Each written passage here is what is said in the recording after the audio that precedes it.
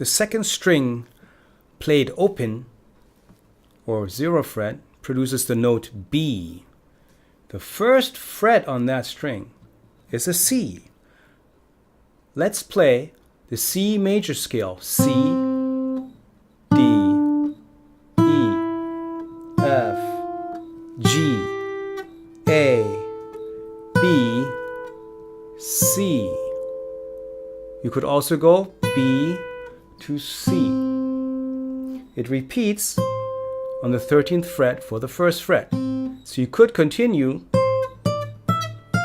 etc., playing just the notes of the C major scale. Let me remind you from last time's lesson where we did the E major scale on the first string, on the E string.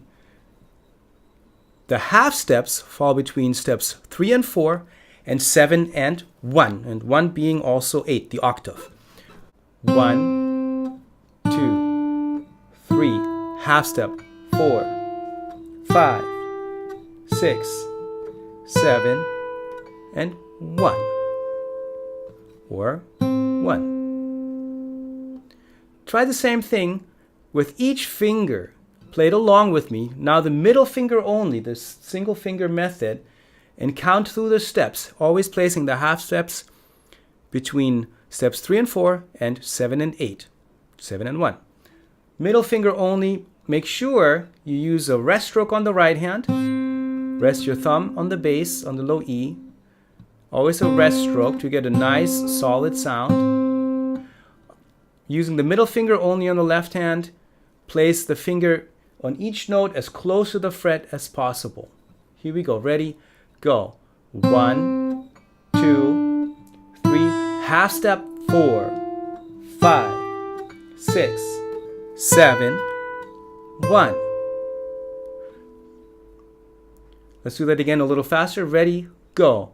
1, 2, 3, 4, 5, 6, 7, 1. Do the same thing with the third finger. Slowly, ready? Always place it close to the fret, as close as possible, so you have to put minimal pressure on the string. Ready? Go.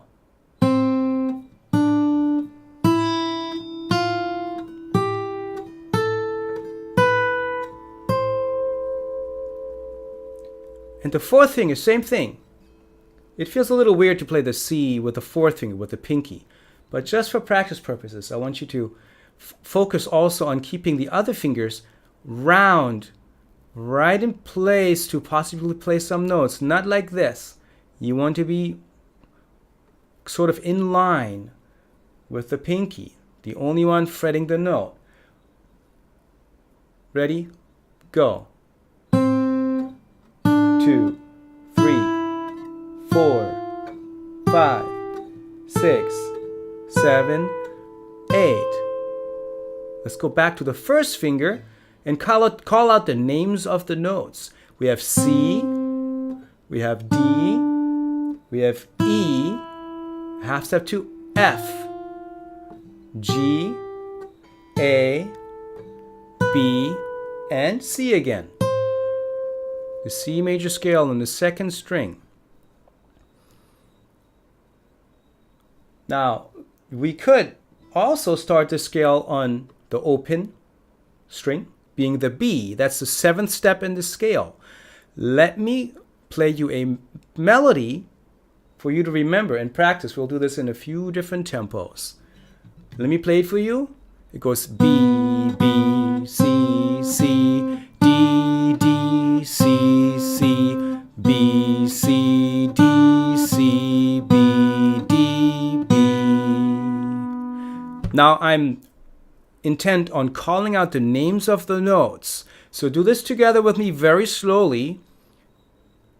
1, 2, ready, go. B, B, C, C, D, D, C, C, B, C, D, C, B. Now you may have noticed that I'm not using just one finger. I'm actually playing position. And I'm going to play this for you again. I want you to pay attention to what my first finger does on the C when the D is being played by the third finger. Here we go. B, B, C, C, D. Notice what that first finger is doing. B, C, D, C, B, D, B. Okay, you might have noticed that the first finger, when I went with the third finger to the D, I didn't just move the first finger away from the C. It wants to stay close by where it's going to be needed a split second later. So when you practice this, focus on all these different things.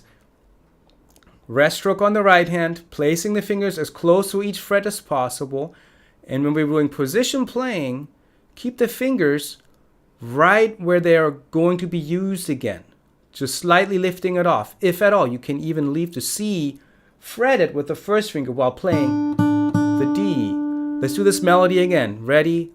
Go. Call out the names. B, B, C, C, D, D, C, C, B, C, D, C, B, D, B. Constantly check yourself. Make sure you're doing all these 3 or 4 different elements, technical elements that I just mentioned.